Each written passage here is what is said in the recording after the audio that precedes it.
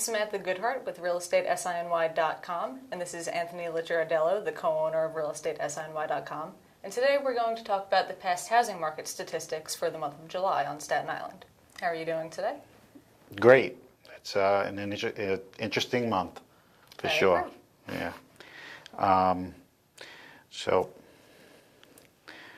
let's begin. Okay. Well, first of all, the amount of homes on the market decreased to 2,390, but the amount of homes that were sold increased to 321, which is not only 60% higher than average, but also we haven't seen a number like this since the tax credit in 2010. Right. So why do you think that is? This is just a continuation of what we've seen in the prior month. June's numbers obviously reflect an improving market from the prior 2 months, and it's continued this progressive path to really what's becoming a much more heated real estate market. One of the things you have to look at is how these interest rates have affected what's gone on, and I think when you look at the number of houses that are on the market, there is a good buy-side demand out there. So it's indicative of the current inventory being 2,390. Houses are really coming off the market much quicker. And as we go through some of these other numbers, I'm sure we'll, how we correlate this into the larger picture is something that you'll probably have some questions about in a minute or two. But it's definitely showing that the market is continuing its healthy pace.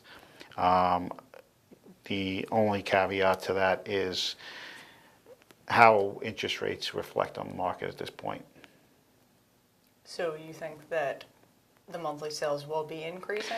I think in the short term, the numbers are definitely going to improve, I'd say, for the next couple of months. The question remains, and I think just before we actually came on, we went over the mortgage rate, which was 4.71. Historically, that's extremely low. However, in how this translates into people's buying power is really the question. I think when we look at these numbers coming up in the coming months, is how is this rate increase going to affect home sales maybe 3 months down the road? Because what you'll see is, it usually takes an average of about 3 months for a house to close. So most people who are closing or pending closing have locked in their rates way ahead of the increases. The question is how does that play out in the next quarter? It'll be interesting to see how rates you're talking about a full point above what they were in June, and it's going to correlate into there's no doubt about it, it's going to have some effect, I believe, on people's ability to purchase because of qualification requirements. Now, the percentage that the buyers were paying for their homes was at 95.33, which is the highest since August of 2007. Right. Now, is that because of the competition in the market between the buyers since the inventory is so low? Precisely. I mean, real estate is fundamental, just like every other economic factor, whether it's, the purchase of shoes or purchase of cars, or demand and available inventory is going to affect the price and how much of a deal they're going to get. This is indicative of the same economic curve. There's so little inventory, yet an increase in the amount of sales.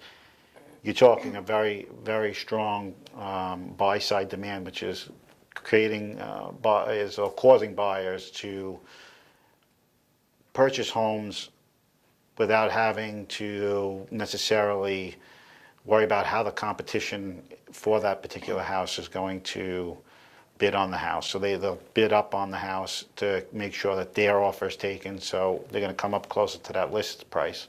Consequently, you'll see the list to sell price reach 95.33 since 2007. You're talking about basically, we haven't seen that number since, that would be just about where the market started heading downward overall. But It's it's a very strong number. The thing that's a little scary is that amount of inventory, and that may play into, a few things down the road. It's hard to say, how that's going to affect the market in the next coming months. And that's also probably why the amount of time that it would take to sell all of the homes was 7.44, which is the lowest since the tax credit as well in Yeah, 2010. and it's when you just to kind of highlight that it's at 7.44. That's to sell all the current inventory that's on the market as of today. So that's how long it would take to sell off 7.4 months. So you're talking about a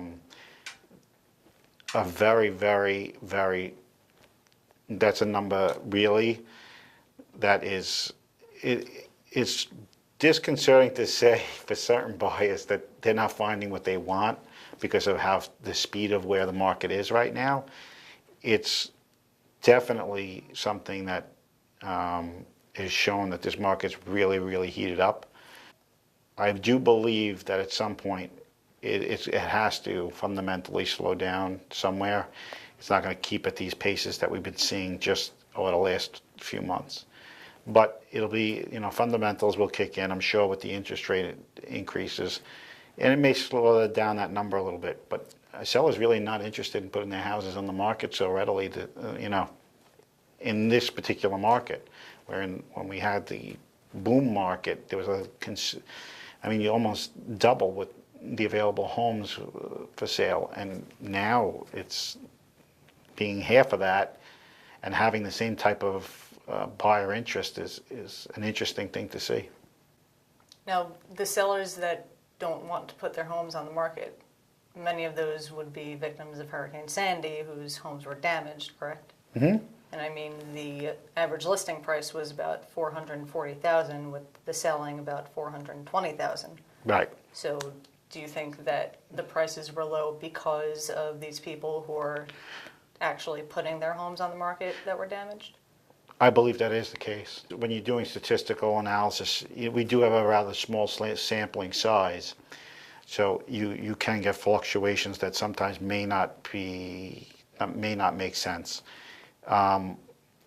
In this, obviously, last month the average list price was $448,000. This month it's $440,000, and it's $6,000 less on the average sale price. It is definitely emblematic of people who are, were Sandy victims.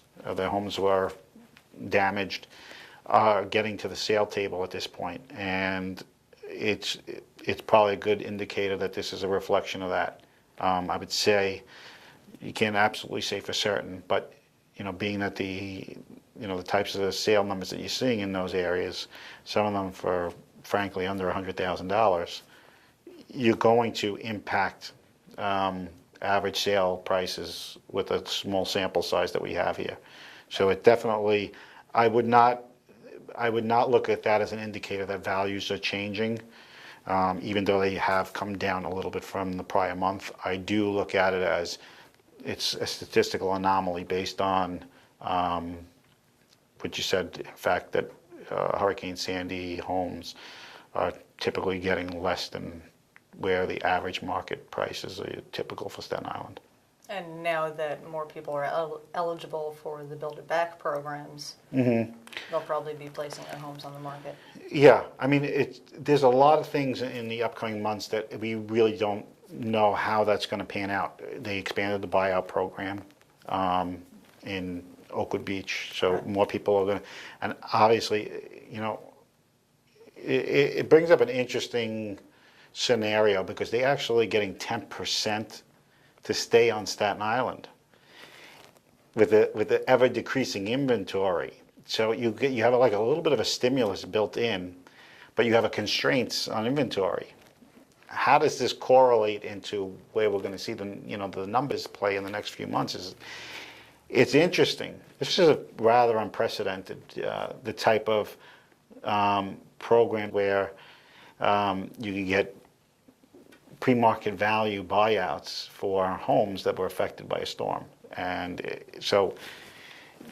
then get a 10% override of that to purchase here on Staten Island. So, I mean, that's when we say we're going to look at the next quarter and see how things are going to pan out based on, you know, interest rates.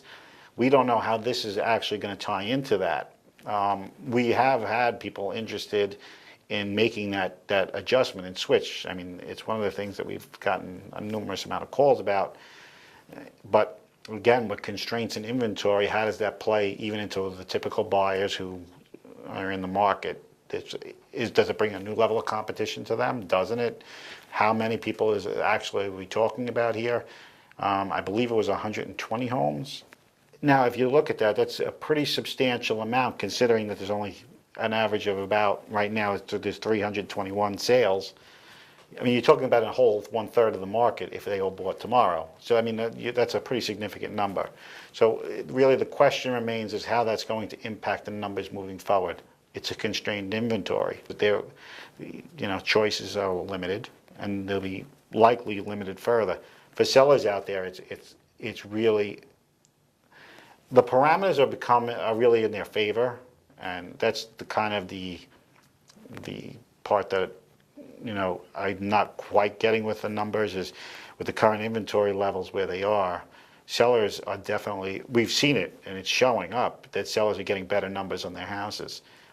The interest in selling though isn't there.